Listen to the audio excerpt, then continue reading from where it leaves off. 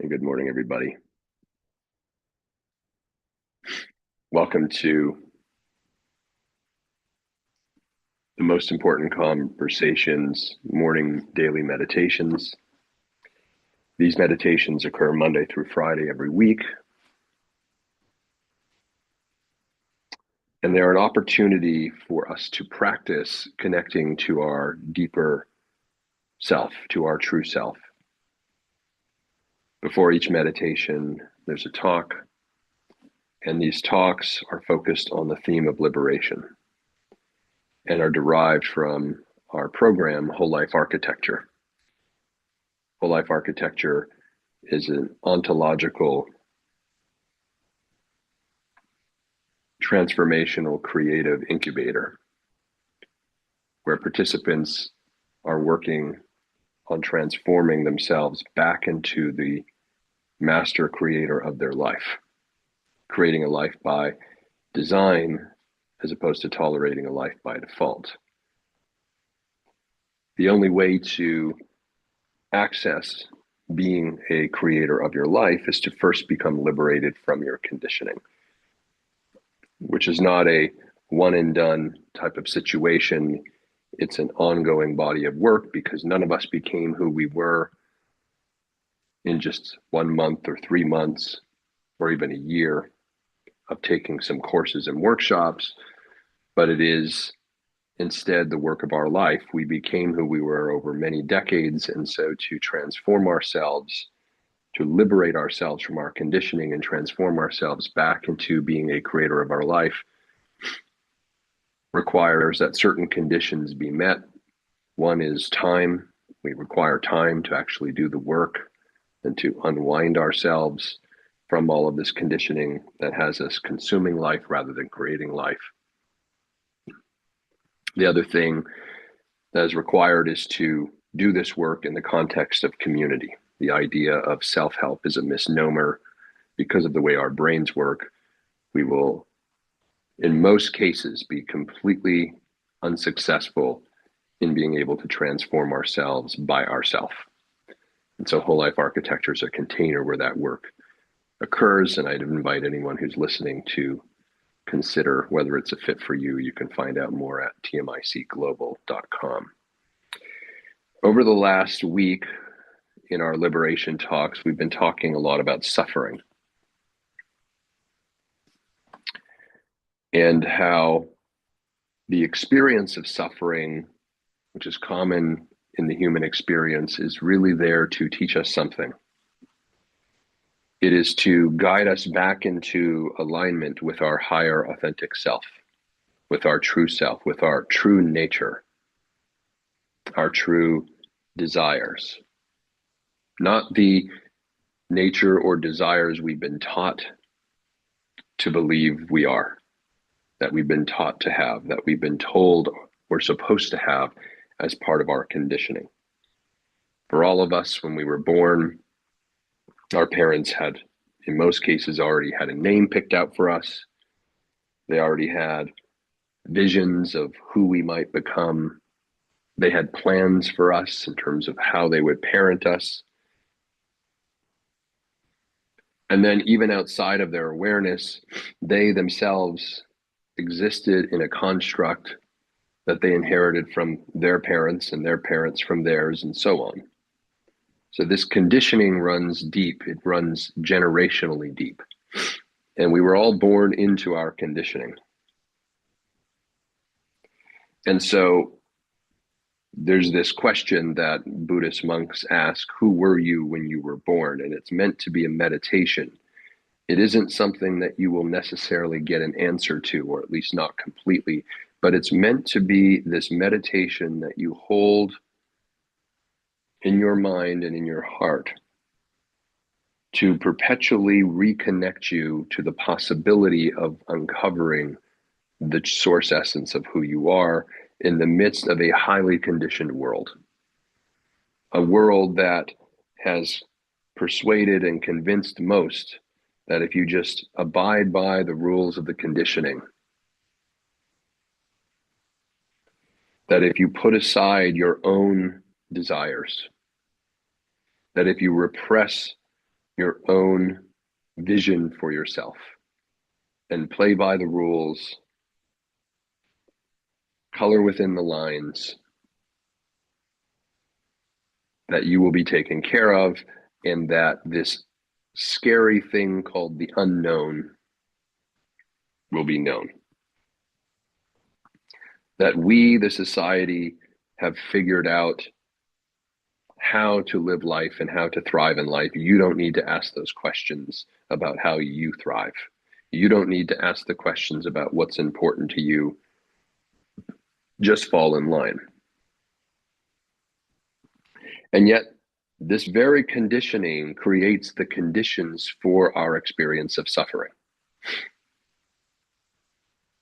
Because we suffer as human beings when we are disconnected from our authentic self, when we have repressed it, when we have buried it, when we no longer have direct access to it, and at best, it shows up in many flare-ups or flashes throughout our life, and then disappears again back into the darkness that we allowed it to be repressed into from a very young age, as we were seeking validation and approval from our friends, family, community, so that we would not be ostracized from the group.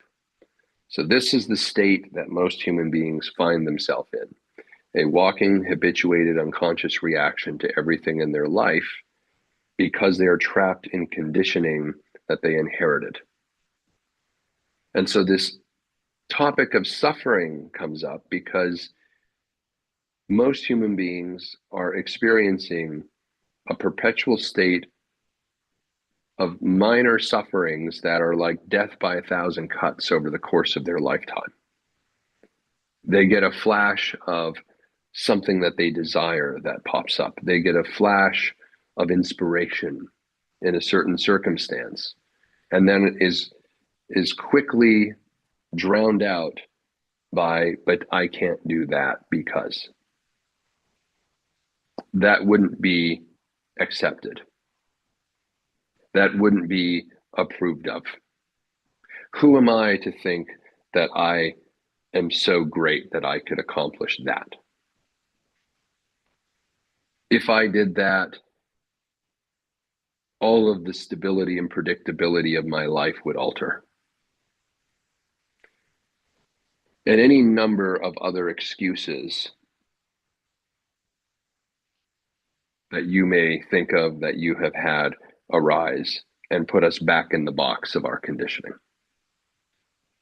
So we have to be liberated from this conditioning before we can actually stand in our power as a creator, because as you can see, the conditioning is so powerful that until addressed and dealt with, it will always be the antithesis of who we might create ourselves to be. It will always try to drag us backwards. It will always instill us with fear.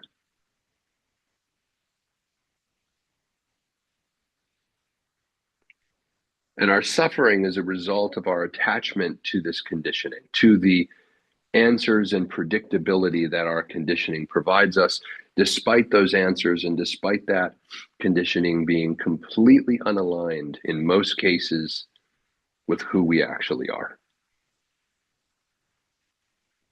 Who were you when you were born? You weren't your conditioning. You weren't someone trapped in the construct of all of these rules and obligations.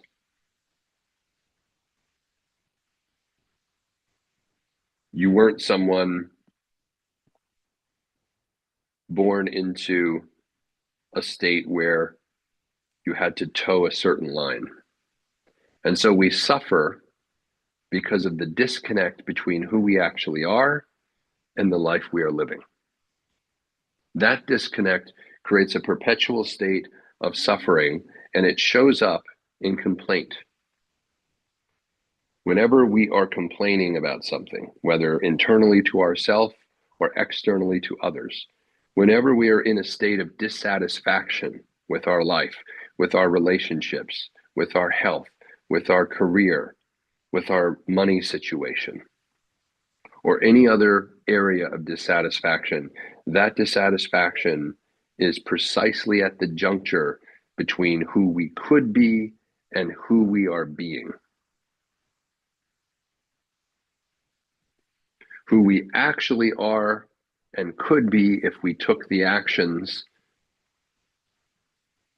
in our life versus who we actually show up being, which for most humans is we are relegated more as a human doing than as a human being. We're more focused on what we do and getting approval for what we do than connecting to who we actually are as a being and allowing that to flow organically and emerge to constitute our life. Yesterday, we ended the talk with the prompt when we went into our meditation of where in your life are you experiencing suffering? And we talked about how suffering was rooted in the attachments that we have to our conditioning.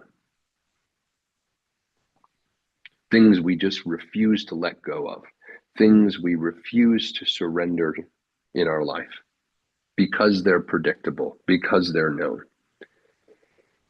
And this happens to us when we become so myopic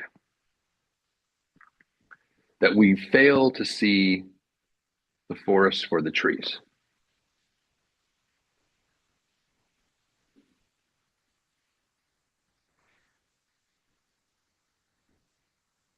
We start to assume that the experience that we're having in our own experience is all that there is. That we disconnect from the infinite possibility that is available to us because we are myopically focused on our very well-orchestrated, well-organized, highly predictable, tailored life.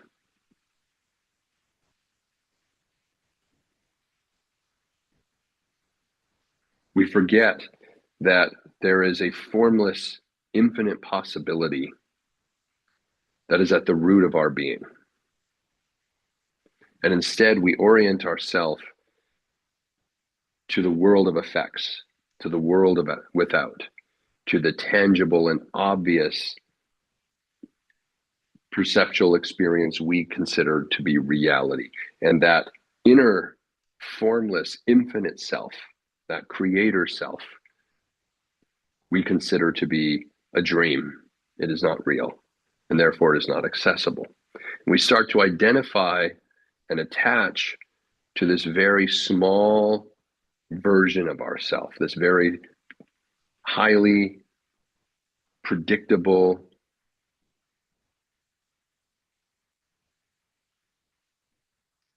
highly conditioned form of ourself, where all of the patterns of our behavior and all of the habits of who we are and how we show up are well defined such that we don't even have to think or contemplate or meditate on them. We just are in the flow of them every day when we wake up. And we start again, every day becomes like Groundhog Day. That walking, habituated, unconscious reaction to everything around us is the result of living a life so habituated, so conditioned, so predictable. And in the midst of this, we exist in a state of perpetual silent suffering. Because we're only seeing part of the whole of what's truly possible for us, and yet we are conflating it as though it is the whole.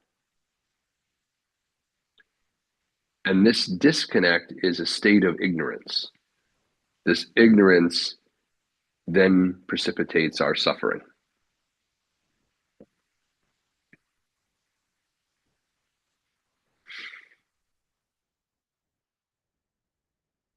And so this is not an easy thing to address, and it's certainly not something that, even though you may get what I'm saying intellectually, that just because you get something doesn't mean you embody it, doesn't mean you integrate it, doesn't mean it will have the effect it ought to have on you, because it needs to be put into practice.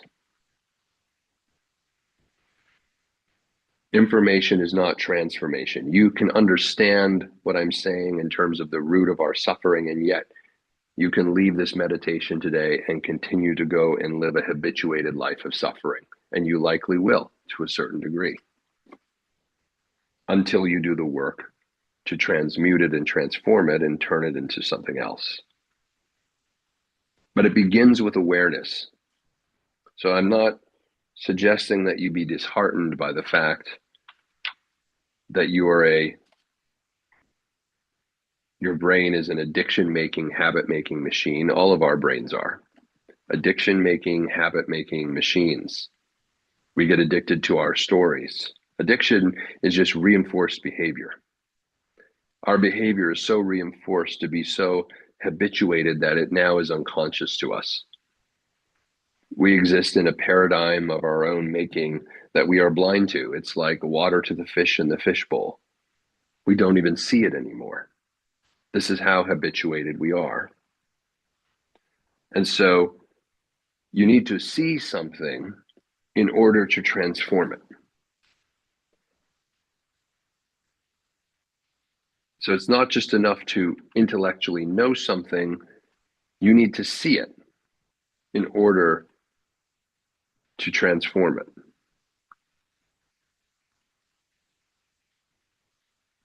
Part of the reason you need to see it in order to transform it is because by seeing it, it shifts your belief system. As human beings, what we believe, we perceive.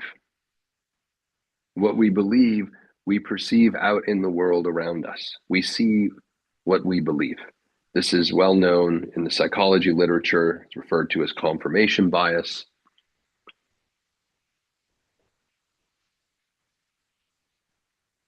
And so at the root of what we're doing is we're trying to gain awareness through these meditations to unlock an awareness of where we are suffering, because where we are suffering is where we are attached to conditioning that is antithetical to who we actually are. That is in that moment, in that area that we can observe where the friction is. And once you become aware of those points of where your suffering is, you have, as creator, because we are all at our essence a creator, we create everything in our life, including we're recursively recreating the conditions for our suffering to continue each and every day as we drop into unconscious habit that we learn from our friends, family, and community. It's not your fault, but it is your responsibility. But every time you see where you are suffering, a little bit more of an opening occurs, and you have an opportunity to start to amend and to recreate your belief system about yourself, about your own life. And what you believe, you perceive. So as you start to work on, as creator, creating a new belief system for yourself, you will start to perceive that belief system at work in the world of effects, in the world without, in the world out there. The classic example that I always give in our whole life architecture workshops is that of the new car. You're driving your car for 7, 10, 15 years. And suddenly you decide to get a new car, and you're very selective, and you research it, and you spend a lot of time thinking about which car you're going to get, and you finally go, you've upgraded from your Volkswagen and you get a Mercedes. Because now you can afford it. You've had this Volkswagen for 15 years, but you're going to upgrade, you're going to get a Mercedes. You leave the lot having bought your Mercedes, and you drive out onto the highway, and all you see are Mercedes around you. You never noticed them before, but suddenly you must have started a trend because everyone is driving your car. How could this be? What you don't realize is those Mercedes were always there. You just didn't see them. You just didn't perceive them, your perception is only able to see that which you are, and you were a Volkswagen driver up until that morning. This is the same thing, the same mechanism that operates at the level of our beliefs.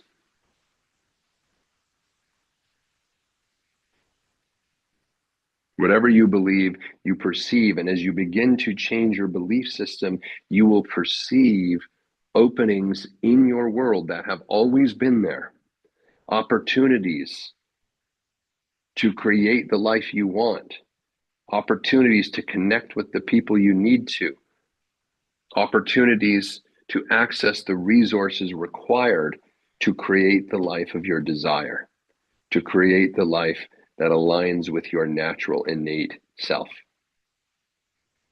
It's all available to all of us, each of us. We just don't see it because we are trapped in our conditioning. And when we're trapped in our conditioning, we experience that trap as suffering. And that shows up in our life as complaint. I wish this would happen. This is taking too long. You might be thinking this or saying it out loud. It doesn't matter. It's still complaint. And eventually those complaints become so habituated, they're almost at the level of our unconsciousness. We become unaware of the perpetual state of complaint we're in because we're just in such a unaligned state of suffering.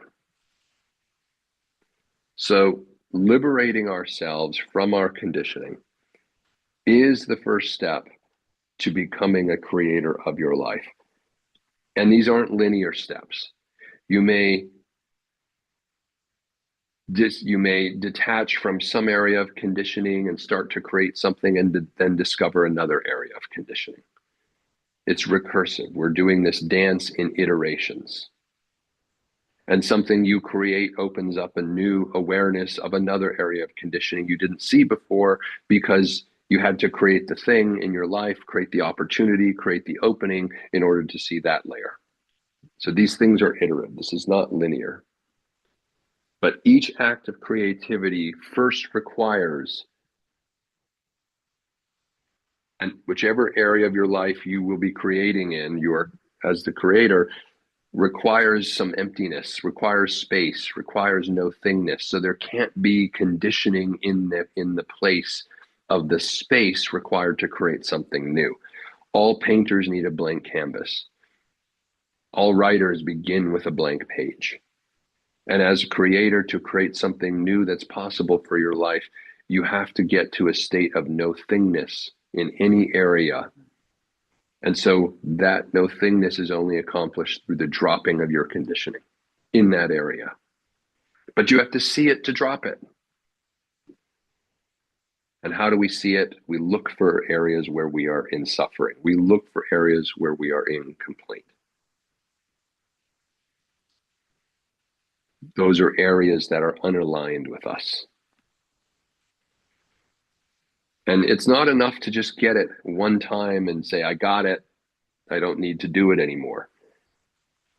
This is just not the way it works. Your conditioning is so strong. It's decades in the making. It is so buried that the best we can do is chip away at it. And every once in a while, a massive chunk of our conditioning will fall off. It's like we're the David in the marble that has been covered up by a big marble block of conditioning, and we're slowly chipping away at it through this type of work to reveal the authentic self underneath. So this morning, as we move into our observer watcher meditation, again, the same prompt as yesterday. Where are you suffering? Where are you in complaint? I don't want you to actively think about this because the observer watcher meditation is not an active thinking meditation. It is passive. As an observer, as a watcher of your thoughts, of your emotions, you are creating the distinction and the separation between you and your thoughts and emotions. You are not your thoughts and emotions. You're the observer and watcher of them. You watch your thoughts in this meditation float in and out of your awareness. You might notice yourself chasing a thought. You might suddenly discover you're in planning mode, planning for the day. And when you notice that, simply allow yourself to detach from that thought, let it drift away. You'll get to it later, and come back to just observing, come back to just watching. Emotions might rise up. A thought may trigger an emotion. Maybe it's frustration or anger or disappointment. Something happened last week, something you're concerned about tomorrow. Let those emotions rise and drift away. Feel them, don't repress them, but also don't chase them. The point of the observer meditation is to create spaciousness between you, the creator, and what gets created. The tools of our creativity as creators are ideas, which show up as thoughts. Most of your thoughts are thinking you right now. Most of your thoughts are the result, they're the artifacts of your conditioning. So we need to distinguish the creator from the creation. You may say, well, I didn't create my conditioning. Well, you did. You just didn't realize you were doing it.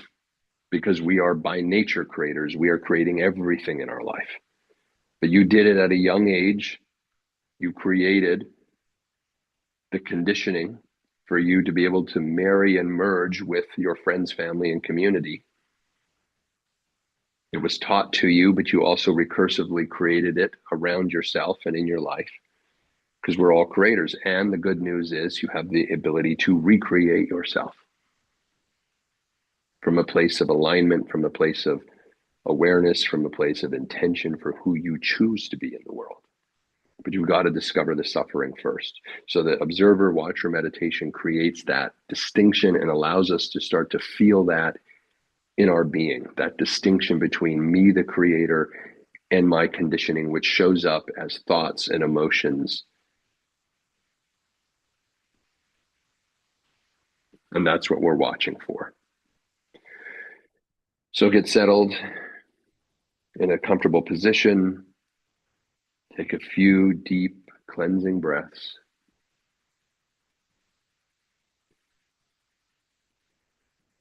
And allow yourself to just be the observer, the watcher, with the prompt, where am I trapped in my suffering? What am I attached to and unwilling to let go of that if I did, would create an opening, would create space for me to create a new possibility in that area of my life? And for the next few minutes, we will just be with our thoughts and emotions as they drift and rise and fall, not chasing them, not planning, just allowing our higher self to open and create awareness and show us where we are trapped in our conditioning so that we can liberate ourselves from it and create what's possible in our life. I'll see you all in a few minutes.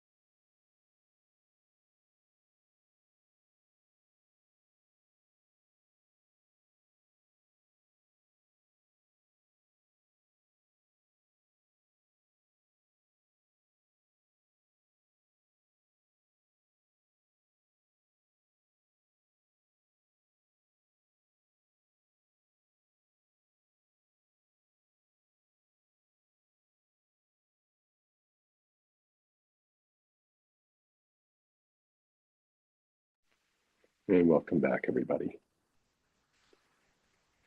Reconnecting to the world without from the world within.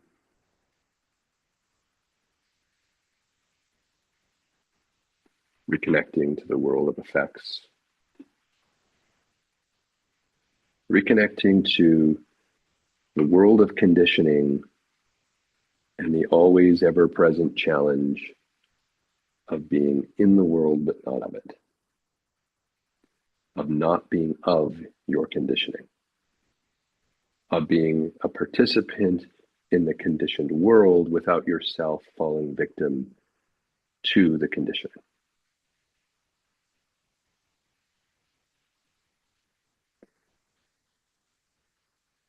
Again, the power of the observer watcher meditation is to be able to begin to developing a watcher observer relationship, to develop awareness of where you are trapped in your conditioning. And again, it is where you are experiencing angst, anxiety, suffering, complaint. These are areas where you are trapped in conditioning because you choose to allow yourself to be trapped in conditioning. You choose to not surrender and let go. And the invitation as we move out into our day today, if you got any insights from your meditation this morning, see if you can begin to just release the grip on the conditioning in that area that you had awareness around. See if you can be able to begin to surrender to nothingness so that as creator, you can create something new for yourself in that area. See if you can connect to that today as you go about your day. Wishing you all a wonderful day, and we will continue with a guided meditation and continue our exploration of liberation tomorrow. Thanks, everyone.